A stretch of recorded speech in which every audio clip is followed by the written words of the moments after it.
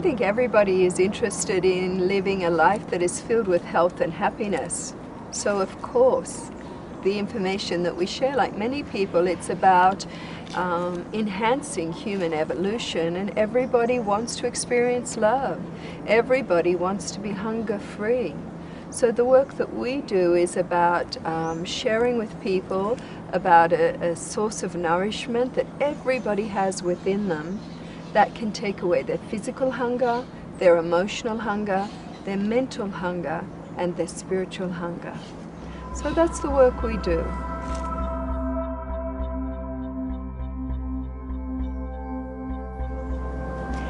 You know, evolution on one level can be seen as just a path of change. The question is, are we evolving in a way that is beneficial for everybody, or are we evolving in a way that continues to promote fear and separation and differences rather than unification?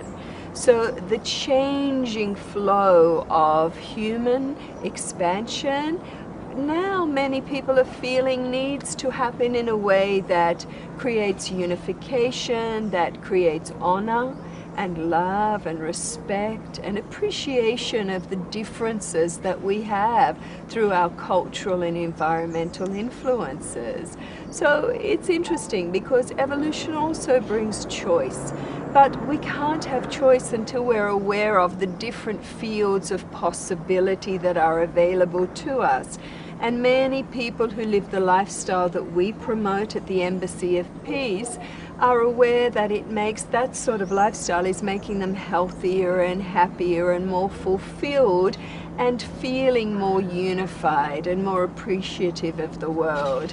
So it's choice, new ways of being, old ways of being. What do people really want in their heart of hearts? And I find, you know, everybody wants the same things. Everybody wants to feel love. Everybody wants to have good health, that's physical, emotional, mental, and spiritual health. Everyone wants to experience wealth, whether it's wealth of enough money to do more than survive, but to have a good life, and also the wealth of wisdom, the wealth of clarity, the wealth of vision. People also want to have really good relationships with family and friends, and they want to feel that their life has a purpose and that there's passion in their life. So there's many ways that we can evolve into being that provides these things for everybody, not just for the lucky few or those who were born into a good caste system in India or those who were born to privilege and money in the West. So these are the things that we are looking to provide in the next stage of our evolution. A healthy, happy, peace-filled life for people and all individuals that are open to this, and many are now.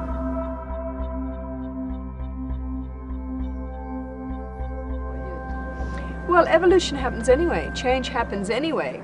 That's evolution. Evolution just happens, you know. The question is, how do we want to evolve?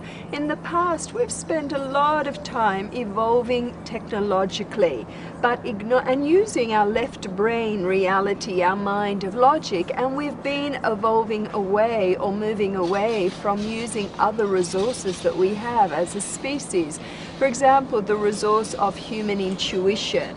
So now we're coming back to work with head and heart into a higher state of union so that we can change in a way that is beneficial for everybody.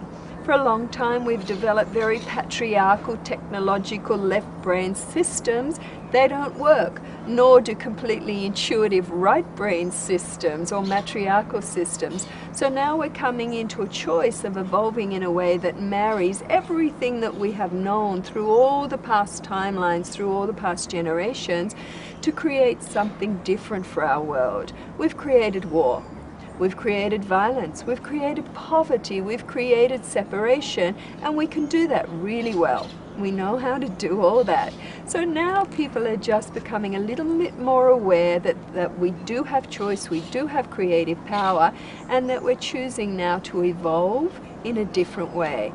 Evolution is unstoppable. The question is, in what areas do we want to evolve?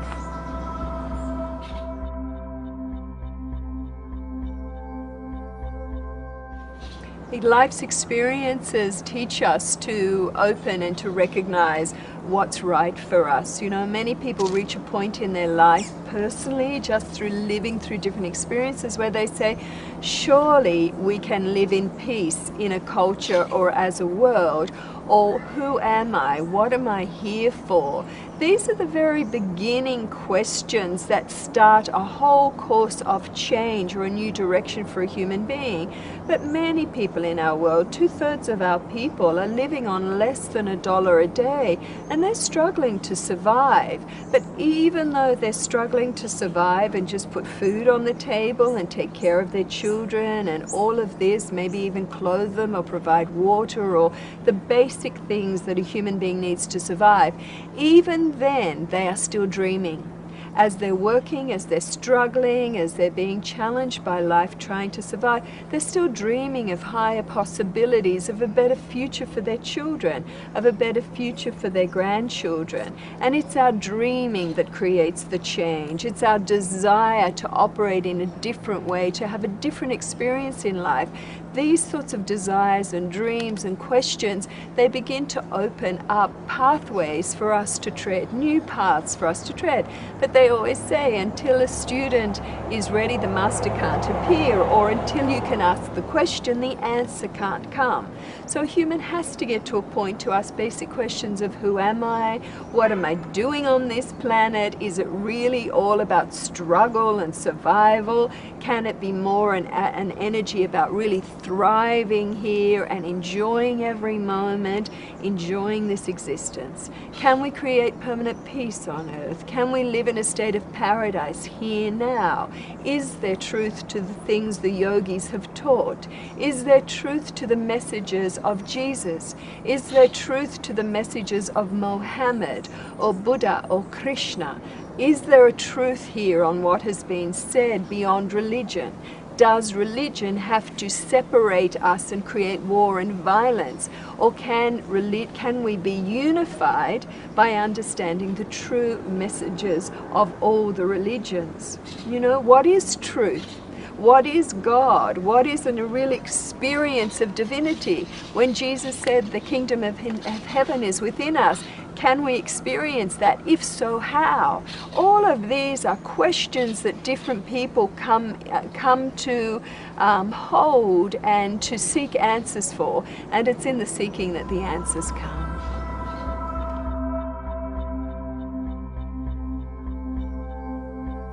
You know, I think in the course of evolution, there are certain factors that come into play. And right now, there's what we call a dovetailing or a joining of many different factors. There's all the prophecies that have been...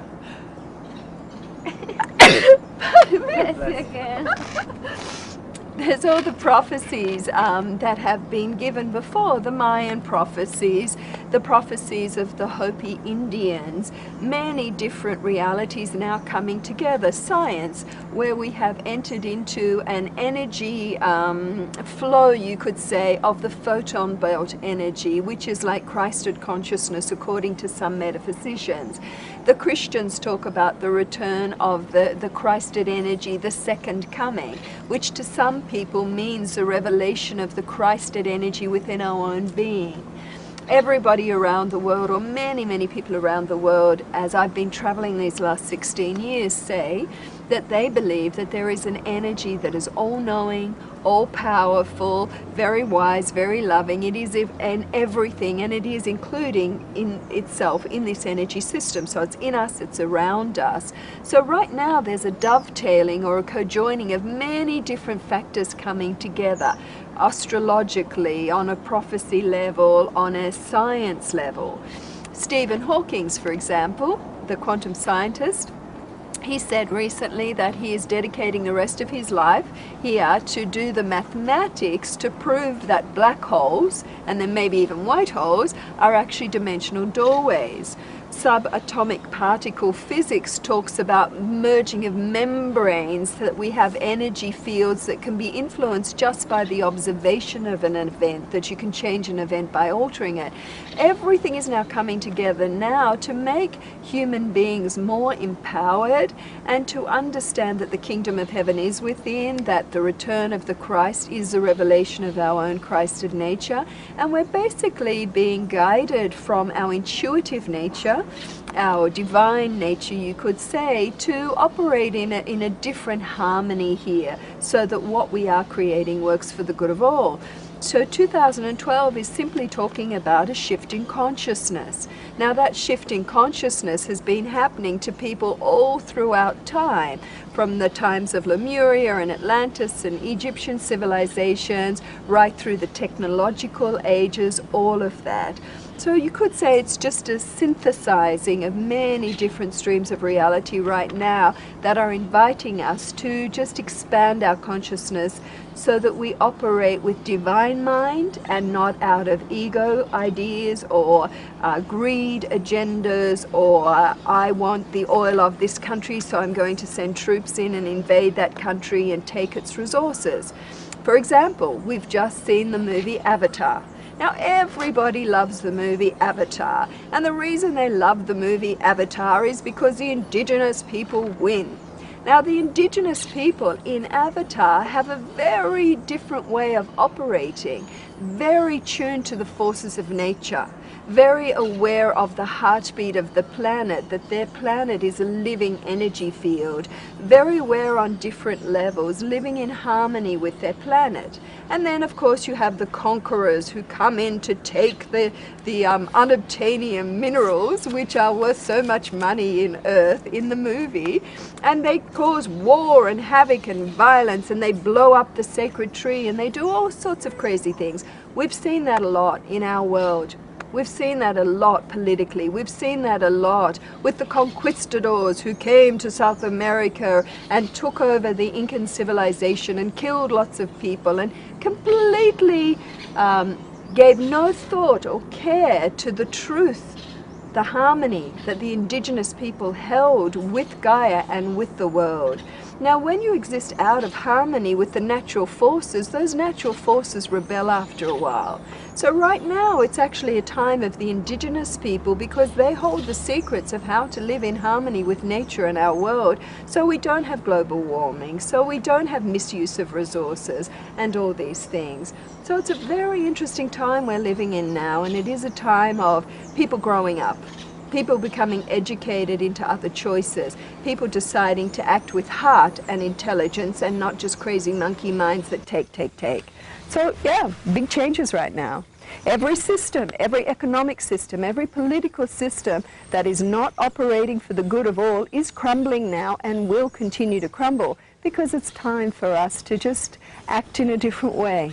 You know, to be more honoring of each other, more respectful of each other, to enjoy the gifts that we all bring.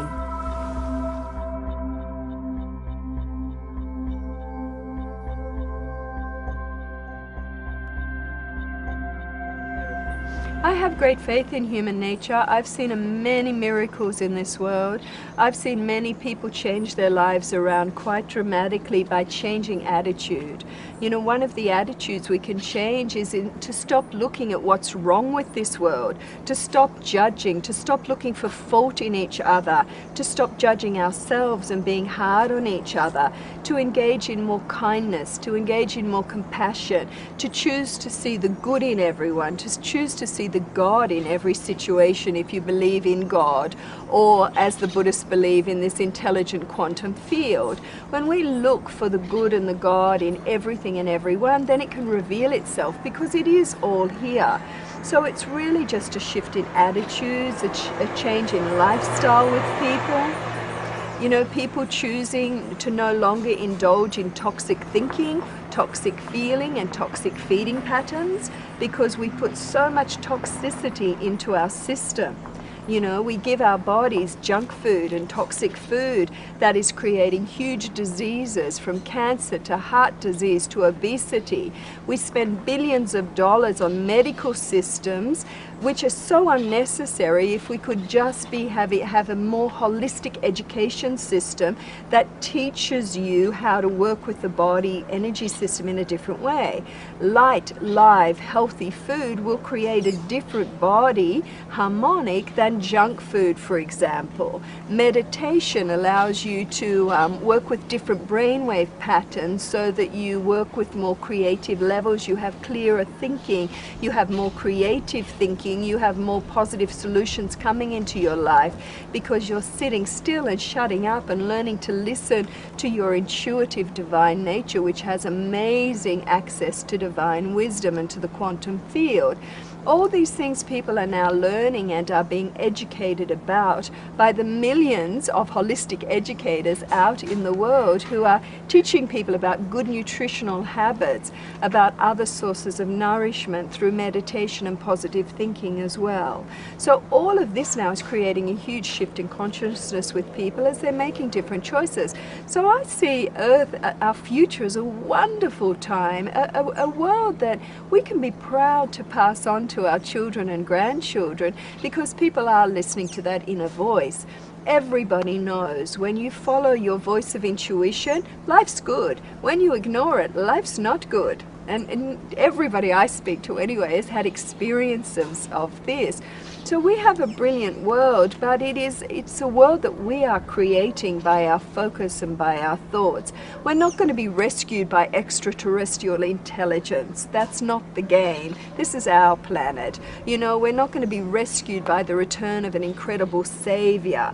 There is not going to be a Jesus who comes out from heaven on a white horse and kills all the bad guys and creates rivers of blood like the people who believe in the rapture are thinking about. You know, that's a really interesting interpretation of biblical teachings from the book of Revelation, which we don't have to bring into being. You know, there doesn't need to be any more bloodshed. There doesn't need to be any more violence. We can simply, all of us, hold one paradigm as we walk through this world, and that is perfect harmony, all fields now. As a citizen of planet Earth, I am asking the quantum field of infinite intelligence to download into the hearts and minds of all beings in positions of power who can create change, and into my own being, the perfect resolution to free us all from conflict in a way that is beneficial for myself, for others, and for this world. Now, Max Planck, the founder of quantum physics, said for every problem in the quantum field there is a solution. And what I've seen with the human life stream is that when you really ask with a sincere heart and a sincere intention for a resolution, for a solution that is beneficial for you and human evolution, that information always comes when we're open, when we're ready, and when we can listen. So that's why meditation is so beneficial, because it allows us to sit down in the stillness and to ask to experience who we really are, to ask to experience the truth of the teachings of Buddha and Jesus and Mohammed and Krishna and all the other ones. So there are many wonderful tools for us now, and people are using them, and they're doing it with great love and great sincerity because they want to create a better world. So all of that makes me feel really, really, really hopeful and happy for human evolution and where we're going now. So brilliant times ahead. A little bit of chaos, you know, because the old systems are crumbling economically, politically, all of this. But from that chaos will, you know, from the ashes will arise a phoenix of amazing wonder, the rebirth, you know, of our species into a more civilized way of being. Mental and spiritual health. Everyone wants to experience wealth, whether it's wealth of enough money to do more than survive, but to have a good life, and also the wealth of wisdom, the wealth of clarity, the wealth of vision. People also want to have really good relationships with family and friends, and they want to feel that their life has a purpose and that there's passion in their life. So there's many ways that we can evolve into being that provides these things for everybody, not just for the lucky few or those who were born into a good caste system in India or those who were born to privilege and money in the West. So these are the things that are we evolving in a way that is beneficial for everybody, or are we evolving in a way that continues to promote fear and separation and differences rather than unification? So the changing flow of human expansion, now many people are feeling needs to happen in a way that creates unification, that creates honor and love and respect and appreciation of the differences that we have through our cultural and environmental influences. So it's interesting because evolution also brings choice, but we can't have choice until we're aware of the different fields of possibility that are available to us. And many people who live the lifestyle that we promote at the Embassy of Peace are aware that that sort of lifestyle is making them healthier and happier and more fulfilled and feeling more unified and more appreciative of the world. So it's choice, new ways of being, old ways of being. What do people really want in their heart of hearts? And I find, everybody wants the same things. Everybody wants to feel love. Everybody wants to have good health, that's physical, emotional.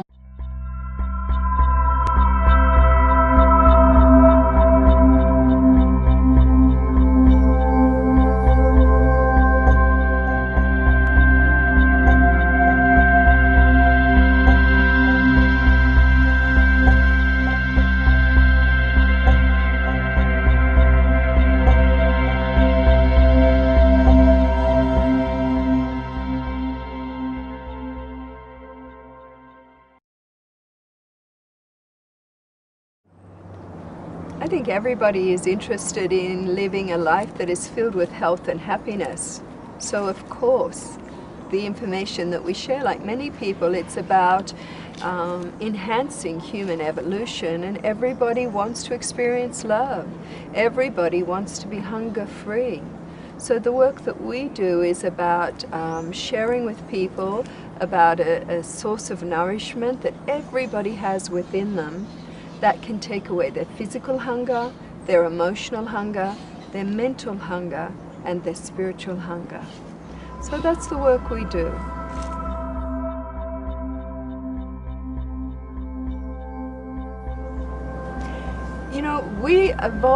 Evolution on one level can be seen as just a path of change. The question is,